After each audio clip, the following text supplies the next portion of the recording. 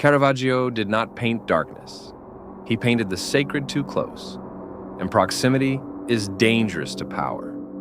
Because power does not only depend on belief, it depends on distance.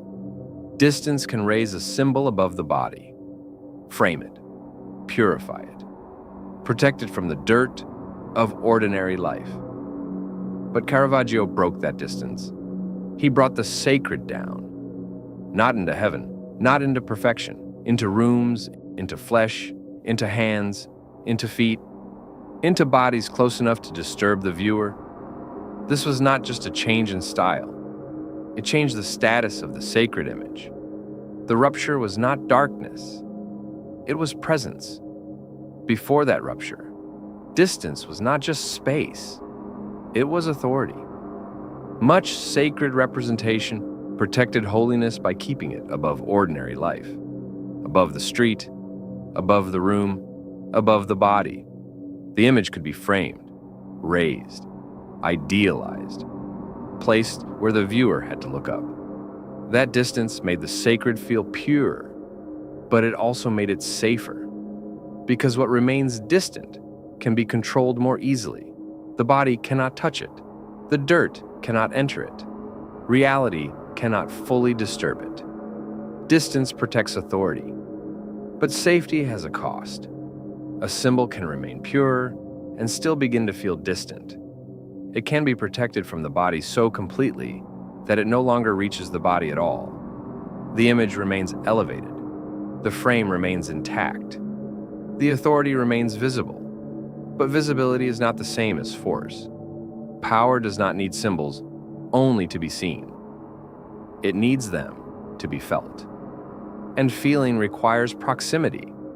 A symbol that never comes close may remain safe, but it may also stop reaching the people it was meant to move. But Caravaggio's answer was not to make the sacred more beautiful. It was to make it physically present. In his paintings, the sacred does not hover safely above life. It enters the room. A calling can happen at a table. Holiness can stand beside dirty feet. Faith can require a finger inside a wound. Grief can have the weight of a body being lowered by human hands. The sacred is no longer protected from flesh. It has skin, pressure, weight, fatigue. It shares the same darkness as ordinary people. And that is what made it feel alive. Not because it became less sacred, but because it became impossible to separate from the human body. He did not paint saints as distant ideals. He painted them as bodies. And once the sacred becomes a body, the image changes what it can do. A distant symbol can be admired. A present one can press against the viewer. It does not ask only to be understood. It asks to be felt. The viewer is no longer looking at holiness from a safe distance. The viewer is near it, near the wound, near the face, near the weight of the body. That is why presence has force. It makes the sacred harder to ignore. Not because it explains more, but because it enters the space where belief becomes physical. Proximity gives the symbol force, but it also brings reality in. But reality never enters cleanly. It brings the body. And the body brings everything idealization tried to keep away. Dirt, fear, fatigue, blood, aging skin, open wounds, faces too human to remain safely symbolic. That was the danger. Caravaggio gave sacred images force by bringing them closer to life. But life does not arrive purified. It arrives with ambiguity, with weight, with things power can use but never fully command. The sacred image became stronger because it felt real. But the more real it became, the less obedient it remained.